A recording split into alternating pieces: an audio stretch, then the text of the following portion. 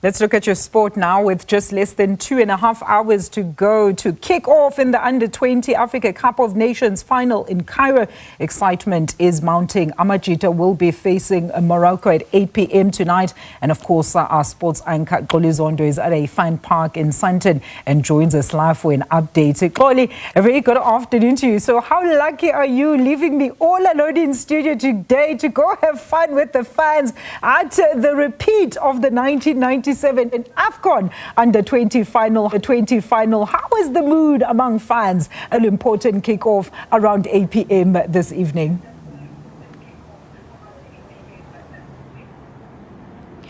No, absolutely, Alicia. A very good evening to you. It definitely is all smiles here at Sandton City. But before I unpack why exactly we are here, it has been an exciting day in terms of sports across the globe. When we look at the Formula One, it was, of course, Max Verstappen that walked away as the winner in the Emilia-Romagna Grand Prix, closely followed by those two McLarens of Lando Norris and Oscar Piastri. And for Lewis Hamilton in the Ferrari from 12th to finish in 4th place, just inching so close to the podium, but unfortunately unable to get it. And of course, locally, we know it's a big one that has just kicked off this evening. Mamelodi Sundowns, they are taking on Magesi. And of course, it is the coronation of Mamelodi Sundowns as the champions of the Betway Premiership. But what's also so exciting for the soccer fans is that for the first time, they will be able to see what the Betway Premiership trophy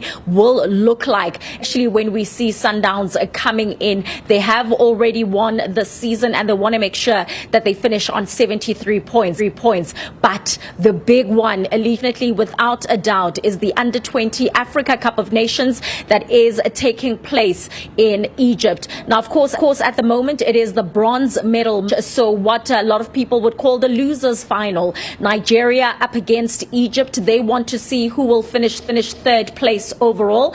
At the moment, Egypt that are leading 1-0. It was Hassan that scored very early on in that 3rd minute after about 40 minutes of play. And we are now inching closer to 8 o'clock. That is the kickoff of the big one. It is South Africa's Under-20 Amajita that are taking on Morocco in the final that will be played at the 30th June Stadium. Now, of course, as you correctly said, this is a repeat of the 1997 final, which Morocco won 1-0. But of course, for Amajita, they walked away a silver medalist, and that was their only medal that they had received at the Under-20. So they want to make sure that this time around, they walk away with that gold medal. It won't be easy also against a Morocco side who last tasted victory 28 years ago when they beat, of course, Amajita in that final. Now, when you look at Amajita, what they have been able to do, it was only in their first match in that group stage that they lost to the host Egypt. But after that, they had won each and every one of their group stage matches. And then, of course, going into the quarterfinals.